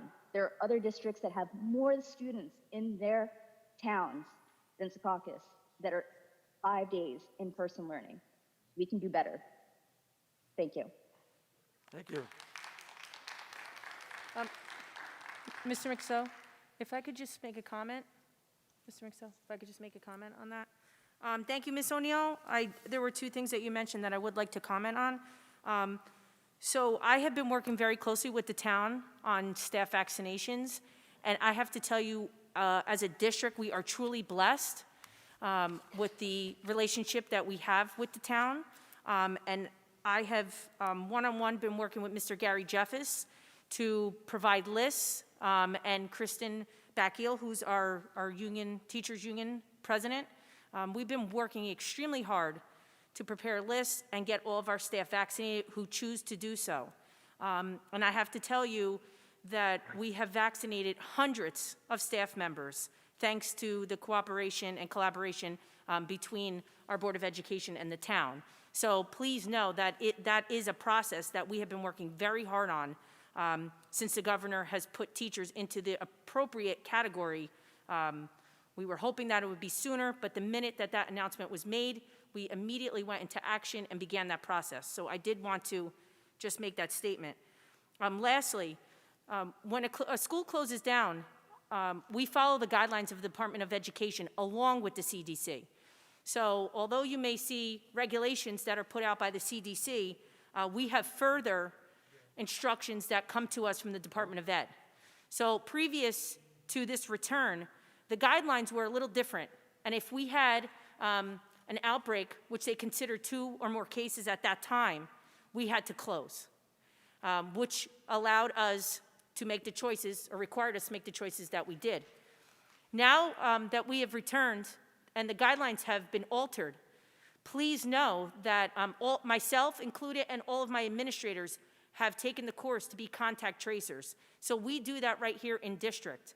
And now we have the ability to contact trace and determine where that level of exposure is laid and how many people it affects. And then once we get that information, then we decide if we need to close a class, 2 classes, or maybe a section of the building, which is wonderful for us because that will allow us to keep the buildings open as long as possible. So I did want to just share that information, which has been updated since the fall. So thank you, Ms. O'Neill. Thank you. Monica Burgess.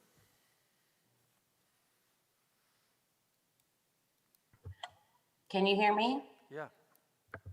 Great, thank you. Monica Burgess, 19 Schmitz Place. I'm the mother of twin middle schoolers. Thank you, Ms. Candela. You've been great so far. And a point that Mr. Valenti made, he used the word life-changing in his opening. That's quite the understatement. I want to start out by thanking the board and the administrators for trying to navigate through all these muddy waters over the last year, especially our teachers and board members with kids in the district. No disrespect to the other board members on the panel, just pointing out that it's a very, very different view. You're really not seeing what I'm seeing. You're not seeing your own child unmotivated to wake up in the morning, or when they take a sluggish walk to the fridge to get a snack and jump straight back on a tablet or Chromebooks.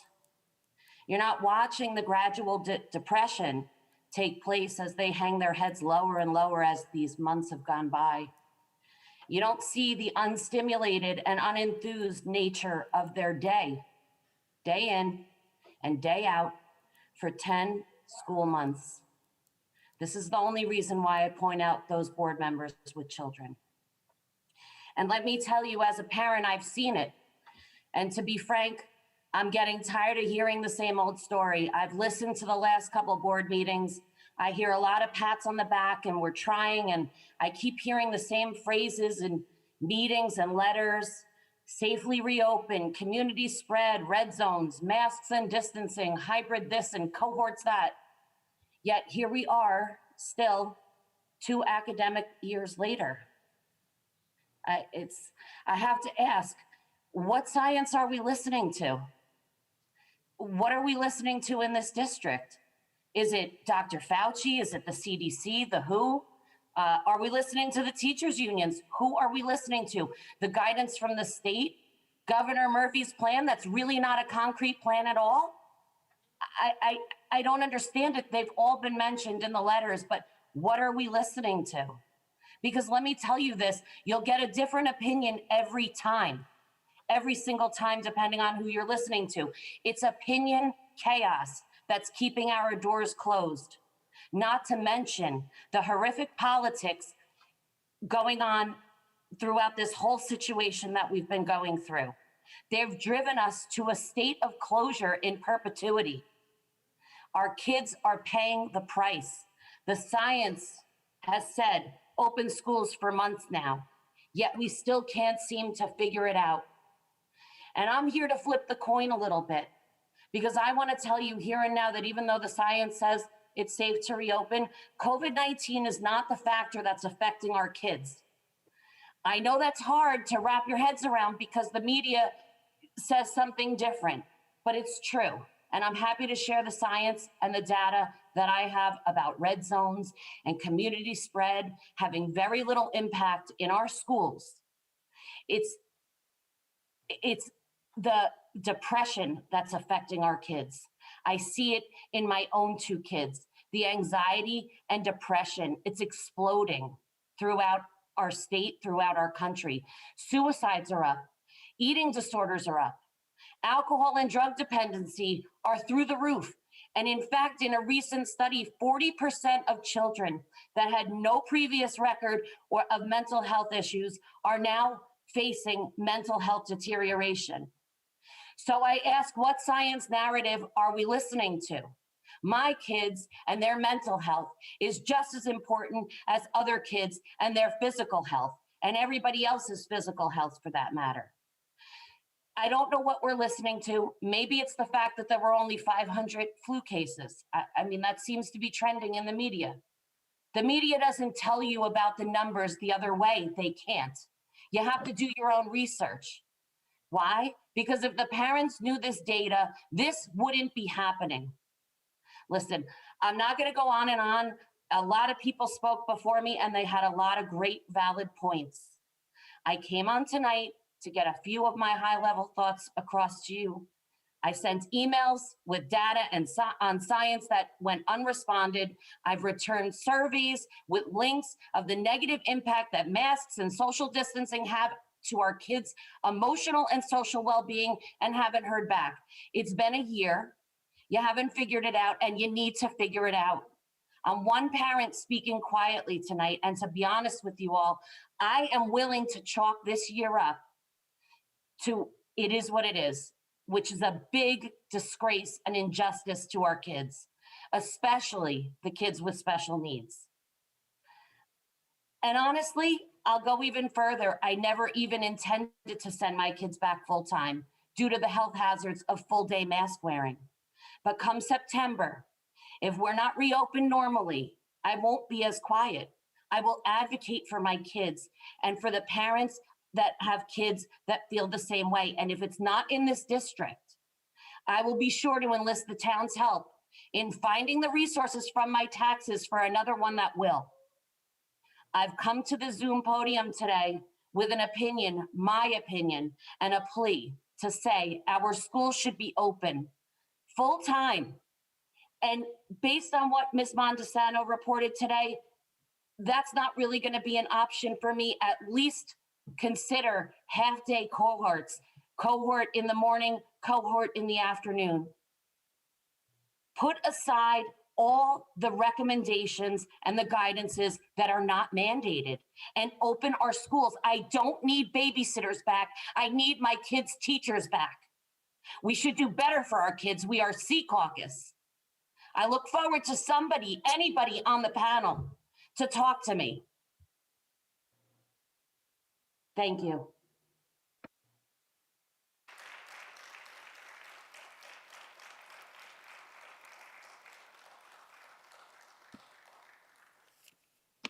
Stephanie Beckman. Jennifer Bachman. Hi, all. Thank you for the time. Excuse me. My son is in Clarendon School, and I currently live at Exchange. First, allow me to state that during these unprecedented times, I can't imagine the strain that you are all under. I do feel that it is my best interest to share with you the toll that it has taken on our community and, from a personal experience, my family. I do thank you for the information you've provided, and I also want to thank the parents for their thoughtful narratives. As you have stated previously, there is an exception to the lunch rule. So that tells me, or that immediately gives me the question of, why can't we review the road to back, excuse me, I'm nervous and I want to make sure I get my point across. Why can't we review the road back plan to be reviewed and perhaps revised? We need to be flexible. Another parent spoke about this previously, stating the same exact thing. Excuse me. While I understand that there are more factors that I can count to go into a decision to open our schools in our changing environment, these factors are changing. So why aren't parents given more options during these changes? Why are we getting a survey that asks 2 questions as a way to gather information about what our families really need? Many families, including myself, are concerned with the lack of communication from the superintendent's office, which leads many to look to social media for answers. We don't want answers from social media. I implore you, and as other parents have stated before, to be as transparent as you can be. And I thank you for the information that you delivered to us tonight. But we need to know the why. Why are our schools all following a one-size-fits-all model? Why are we not offered the opportunity to have a choice based on what our families need, based on the results of a survey that asks the right questions? Where do our principals stand? It takes effort by classroom to ensure that our children's needs are met. Some can be met in a virtual setting while others cannot. That is how so many other public and private school systems are making it work. To be fair does not mean to be equal. Social emotional support is in great need, which directly impacts academic advancement. My first grader is far from his best self and floundering both academically and emotionally, and it's breaking my heart. This is not without the extreme effort and support of my son's wonderful teacher. I have to say that again. My son's teacher has been wonderful. Merely getting him up to get to his laptop at 8:20 in the morning on a virtual day is so very challenging. And I'm only asking him to walk to the desk next to his bed. Mondays and Tuesdays, he's in cohort A, are the days where I see my son being himself, and it warms my heart. Therefore, what structured circumstances need to take place, and what communications can we expect from the superintendent's office that will address the community's concerns regarding better options for our children to get back into the classroom more than 2 days a week for those that need it? I want to thank you all for your time and dedication to our students.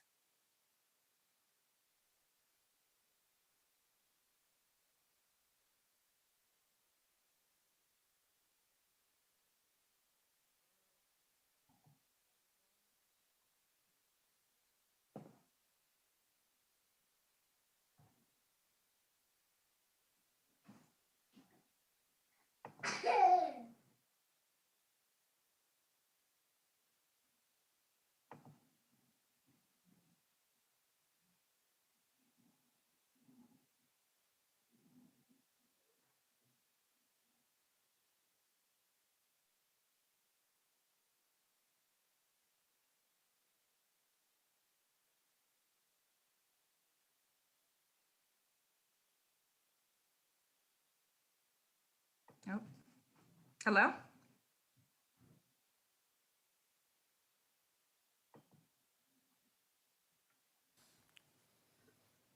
Hello? We can hear you, Ms. Alarcon. Okay, sorry about that. In my end, it was completely frozen. Hi, everyone. I want to be brief, and my husband actually spoke there in person.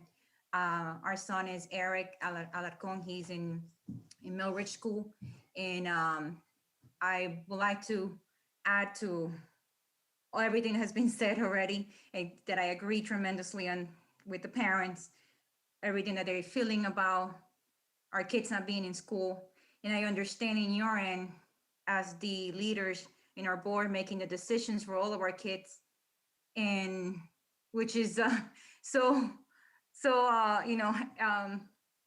frustrating for us, because it's kind of like we're trusting somebody else to make these decisions for our kids, when normally as parents we would like to make this decision as kids, and we're not having that choice right now to say, I want my kid in school 5 days a week full time, because we're being limited. So like Ms. Montesano said at one point, we need to work united. So I would like to simply add to everything that has been said, that to thinking outside the box, that I see a pretty big room where you're all sitting right now, and we can put kids in there. We can put so many kids in there. Let's start using the other grounds outside of the schools. Let's start using library, the recreation center. There are so many options that we can utilize. And to me, that, I mean, I cannot understand how we are struggling so much with the sizing. And that has been the main excuse that's been given to me, why my son is only receiving at the moment 2.5 hours of school a day, when he should be a full day, based on its IEP that was given a year ago. When he turned 3, he hasn't received at all that, not even half, not even a quarter of that has been given to him. So I would like to ask you, implore you, to think outside the box and come up with a better plans. If you need to work with the teachers unions to, I don't know if you're understaffed, if that's a problem as well, but we need to do something about bringing our kids back to school on a full-time basis. It's a struggle, not just for the parents. The world is, fortunately adapting in so many ways. So many of us are able to be working from home, but the kids need it, regardless of what can be, just like everybody else in the world is adapting. We need to, as well as the schools, to do so as well. And I still don't comprehend how the size of the classrooms is such an issue. When I see the school buses packed, pretty much combining classrooms, why can we combine the classrooms in the building, but we can combine them in the school bus? So there is a lot of things that are not matched, they're adding up here. So we need better answers, we need better approaches. And as parents, we are imploring you and demanding you respectfully, to work harder for our kids. I appreciate everything that has been done, and I do notice and recognize all of your efforts.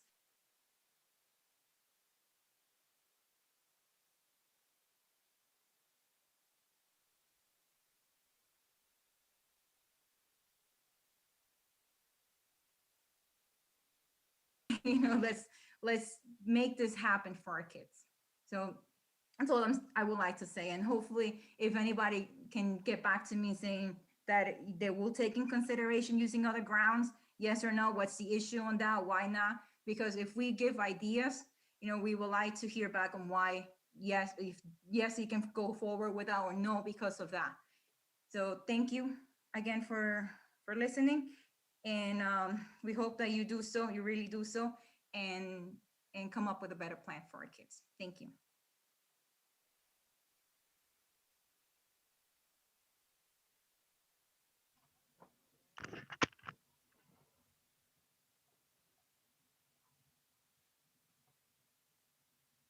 Hello, can you hear me? We can hear you. Hi, this is Kathleen O'Donnell. I live in Riverview Gardens. My daughter is a 5th grader at Huber Street. I'm not going to go into great detail because a lot of what I wanted to say, I think a lot of people have already addressed. I do think that we should be back in school 5 full days. At a minimum, I think it should be 5 half days. I do think that the cohorts should be combined. My daughter's going with very few people in her cohorts. Um, I think that the science is really not in favor of keeping the schools closed. I understand there's been some discussion about a limitation on space. I somewhat echo what the last speaker just said. I think we need to pivot and adapt and think outside the box. I think with the good weather coming, there are a lot of other schools that have done outdoor classrooms. They can do outdoor lunch. If they can set up a tent across the street in the Huber Street parking lot for the local bar, I think maybe we could do lunch outside. There are other spaces in the building. There are gyms and cafeterias. There are libraries that perhaps are not being utilized. Maybe we can think a little bit more thoughtfully about how to utilize other space within and without the schools. I think that, and there are perhaps other locations in town that can be used. I don't even know if that's an option, but it doesn't seem like it's been discussed. I think that there are lots of parents who are able to volunteer, who would volunteer in any capacity to help the kids get back to school. That could be a dialogue that goes on with the board. I don't think that that has been a thought that has been discussed, an idea that's been explored. I'd like to know specifically um, with respect to the social and academic impact that this has had. I can say, my daughter is in the process of obtaining an IEP. So I'm very familiar with the CPAC organization. They've been a very great asset through this process. I have a child who's extremely quiet and shy and had trouble making connections before the pandemic. So it's only gotten worse during the pandemic. I can sympathize with other people, and they're recounting the anxiety and depression that their students are going through. The anxiety is unbelievably heightened at this point. I don't think that that aspect of the impact of the situation we find ourselves in has been addressed. I don't feel that there's been any discussion. Currently, it doesn't seem like it's being addressed, but there also doesn't seem to be any discussion about when we do finally get back to normal. Um, is there a plan to try to address it? Sometimes when there are traumas that happen at school, they bring in mental health counselors from outside the school. Is there any plan in place to maybe think about doing that at some point? That might be something that would be a worthwhile endeavor and provide a little bit more support to students who really need it. I think I'd like to know, we keep talking about the learning loss. We all know that there's a learning loss and there's different measurements out there about what it might possibly be. What are the plans of the school to actually measure the learning loss? What are they going to do specifically? I just don't want to hear we're going to measure it. When are you going to measure it? Are you going to measure it at the end of this year? Are you going to measure it at the beginning of next year? How are you going to measure it? What evaluations are you going to be issuing? When are those results going to be shared with parents?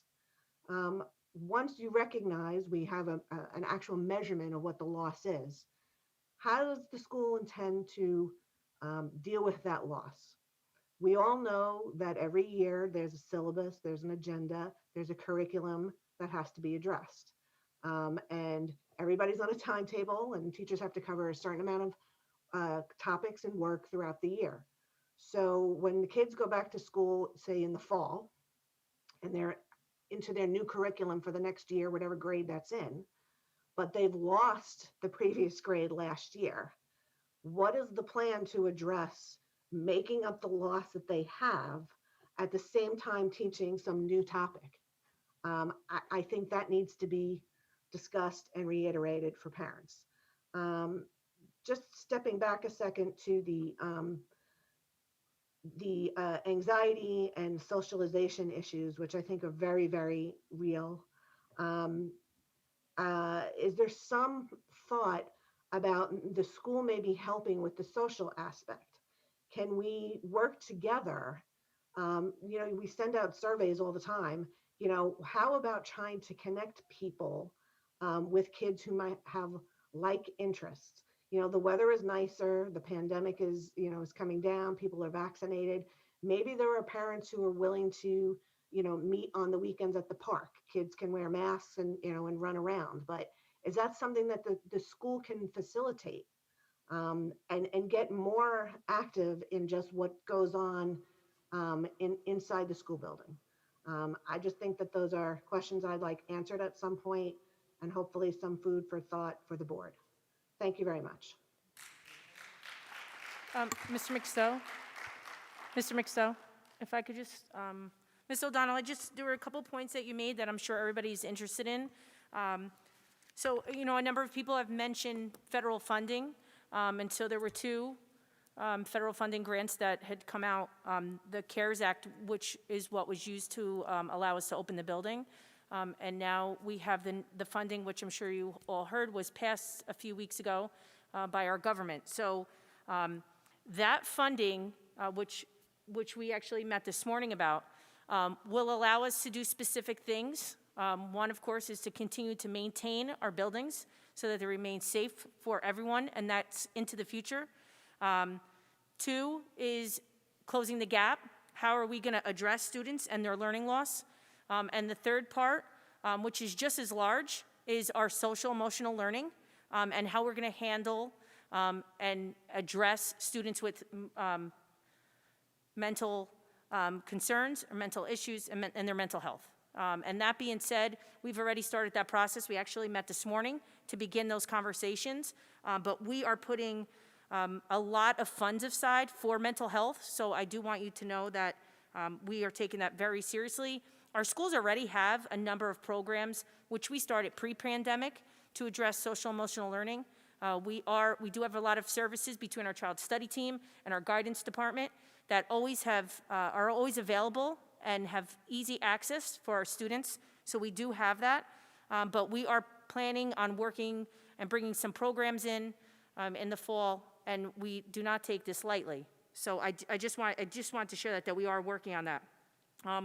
Also, when it comes to assessment, our assessments have not changed before the pandemic or during. Our teachers assess their students on a daily basis. They use informal and formal assessments. We will be using our district benchmarks to gather data on learning loss. We will be using the teachers' SGOs with their student growth objectives, which they measure throughout the year. And we will be using this data to see what the learning loss looks like. And then we will be creating programs. Specifically, we already have a program that we're working on with our middle and high school.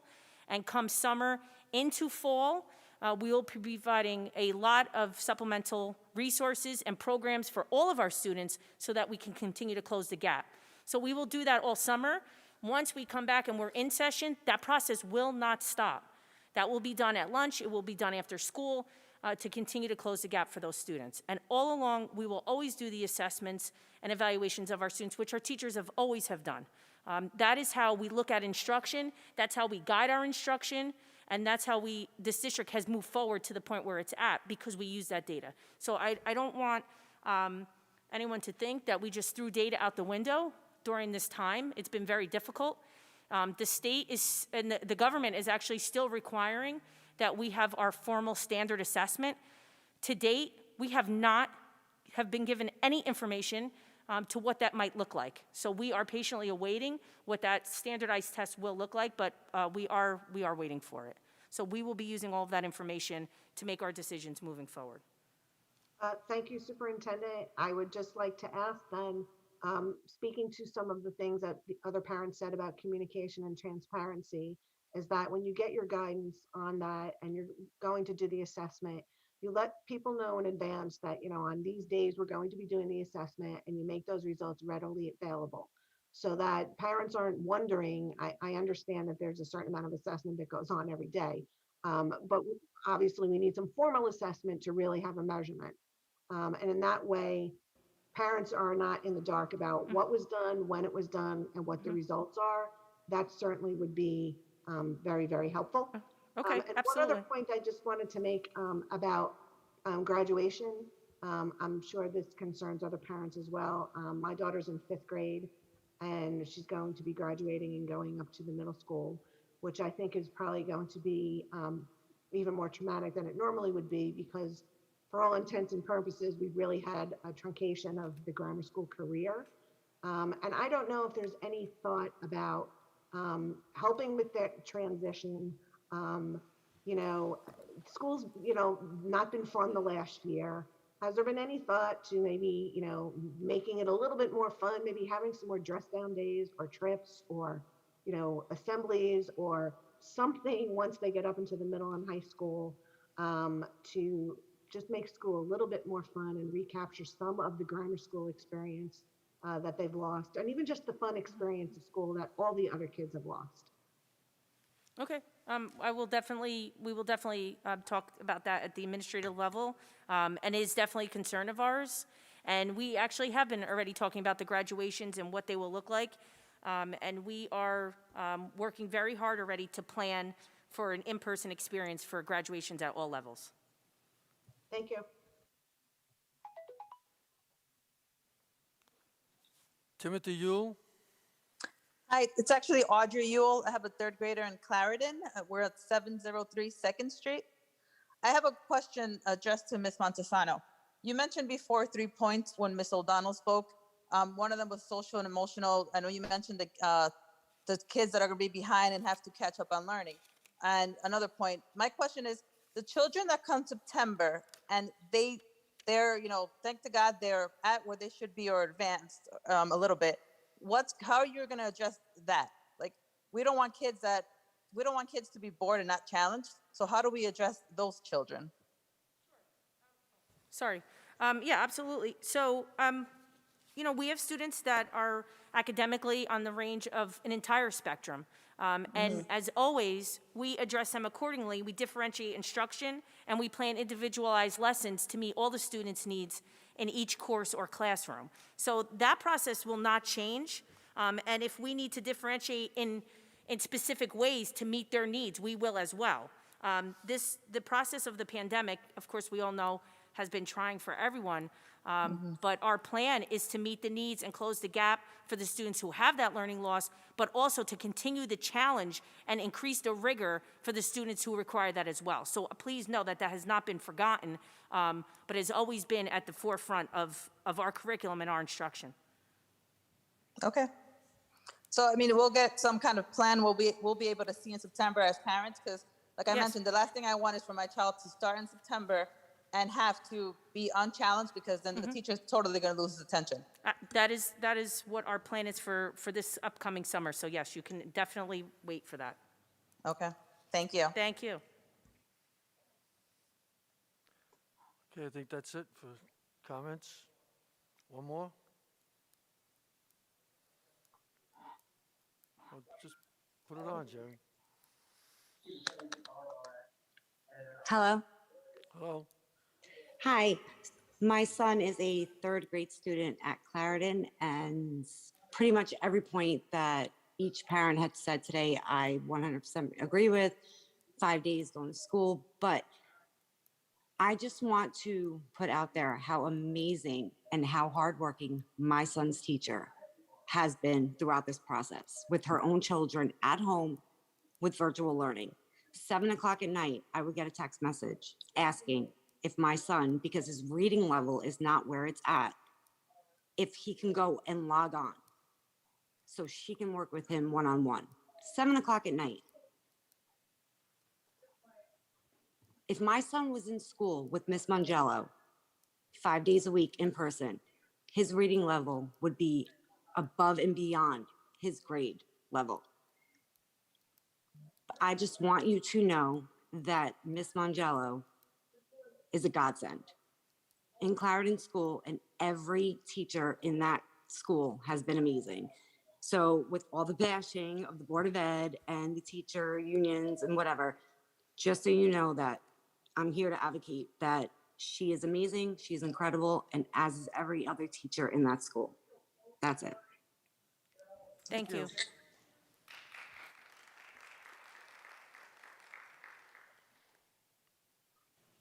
Jerry?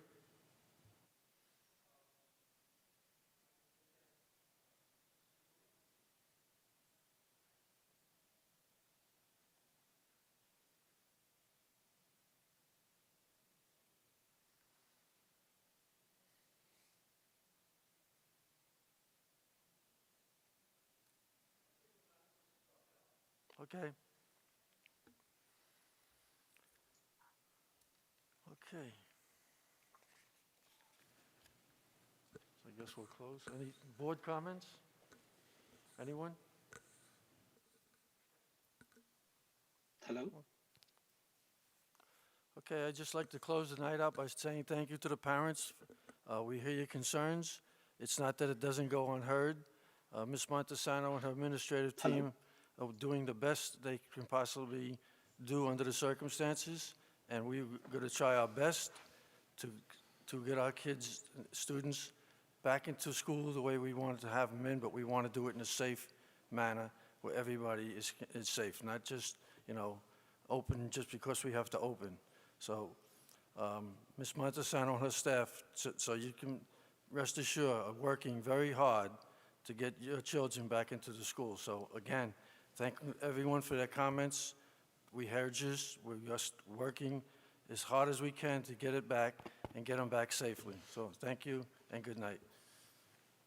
Motion to close? Second. All in favor? So be it.